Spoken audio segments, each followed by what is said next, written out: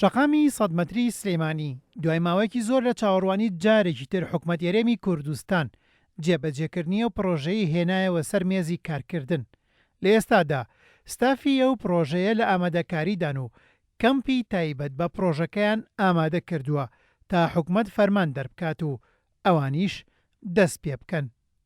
کۆناڵی یەکەم لێرەوە دەستپێکەمە تاسوژەیە ئەمە سلێمانی حربەتە بە دوو یەکتر بڕ دەست پێکە و تەواو بێ 5 یەکتر بریتی تایە بۆ ئەو شەقامە فریوەیەکان کە پێڵێن سەربەست 1 2 3 4 کارێکی یەتەوە سەرم ئینانە بە ئینتەرچێنجە لە یەکات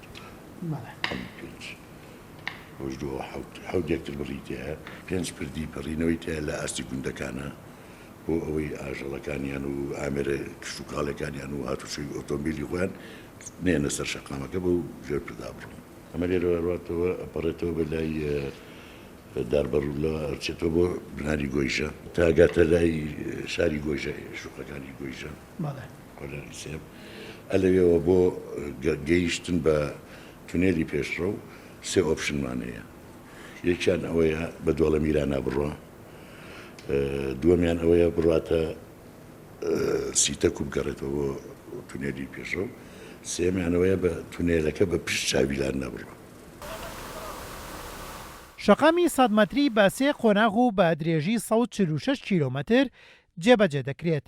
لە قۆناغی یەکەمدا 32 کیلۆمەتری شەقامەکە دروست دەکرێت کە ناوچەی تاسڵوجا دەستپێکی ئەو شەقامە دەبێت. گروپی کۆمپانیەکانی قەیوان لانی جێبەجێکاری پرۆژەی شەقامی سەدمەتریە.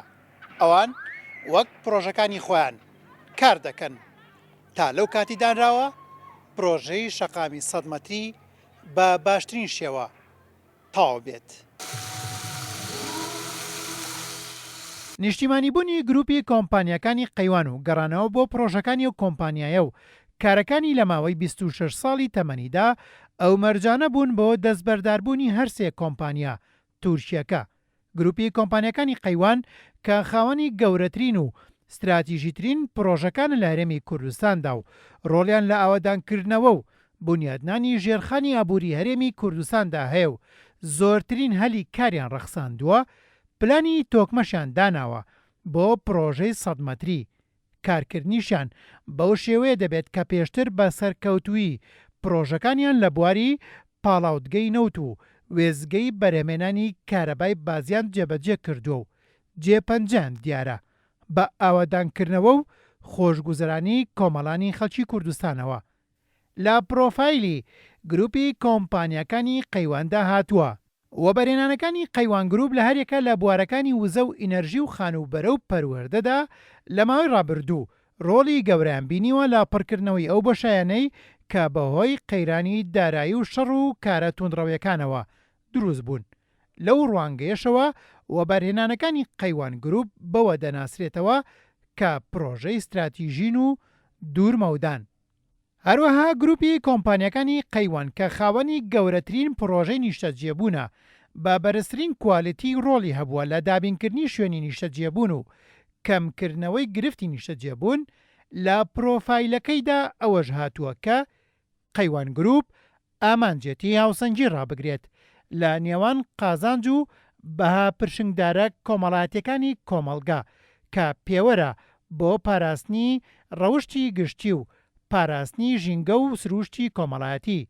بەو جۆرەش پابەیەزەکانی خۆی لەسەر بنچینەی فەلسەفەی بنیادنانی ئاوەدانی و گەشەی ئابووری لە هەرێمی کوردستان و عێراق داکوتاوە. کۆمپانیا قەیوانێکێک بۆ لەو کۆمپانیانەی کە خۆشبەختانە و سوپاس بۆخوا هەمیشە بەوە ناسراوە کە ئەو بەڵێنەی داوێتی بەڵێنەکەی جێبەجێ کردووە. با پشبەسن بە پرۆفایلی کاری 26 ساڵی قەیوان گروپ وای کرد لە لێدوانێکدا بۆ کورسات نیوز. فاخر تەیب حەسەن بەڕێوەبەری جێبەجێکاری گروپی کۆمپانیەکانی قەیوان جێبەجێکردنی پرۆژەی شەقامی سەدمەتری بە پرۆژێشی گرنگ و پڕ بایەخ بۆ سلێمانی وەسف بکات. ئەوەشی ڕاگەیان کاری جدی دەکەن بۆ تەواوبوونی ئەو پرۆژەیە کە لە ئەست ئەو متمانەیە دابێت کە هاوڵاتیان بەوانیان بەخشیوە. لەبەر گرنگی پرۆژەکە و ئەهەمیەتی بۆ شاری سلێمانی و دوجاریش لە ڕووی ئابووری و بازرگانیشەوە بیرمان لێ کردەوە. بڕیارماندا بەوەی کە لەگەڵ کۆمپانیاکان دابنیشین بە ڕێکەوتن لەگەڵیاندا پرۆژەکە لەوان وەربگیرێتەوە و بە ڕەزامەندی خۆیان ڕادستی ئێمە بکرێت.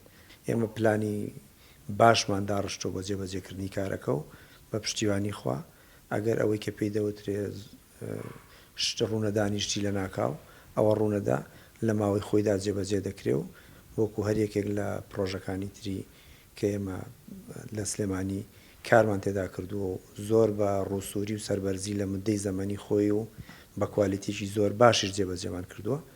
ئینشاءڵڵا ئەویش هەروە دەبێت. پرۆژەی شەقامی 100 مەتری بە چواردەوری سلێمانیدایە و بە بودجەی 496 ملیار و 900 ملیۆن دینار لە ماوەی 3 ساڵدا جێبەجێ دەکرێت کە 43 کیلۆمەتری 100 مەتریە و شەقامی 60 مەتری و 40 مەتری و 30 مەتری و بەهۆی سەختی ناوچەکانیشەوە چەند پردێکی تێدەکەوێت. بەوەش هاتن و ڕۆیشتن بۆ باشووری سلێمانی ئاسان دەکات. دوای تەواوبوونیشی ساڵانە وا مەزەندە دەکرێت 15 ملیۆن ئۆتۆمبیل ئەو شەقامە بەکار بهێنن بۆ هاتوچۆکردن. هێمن قادر، کورسات نیوز، سلێمانی.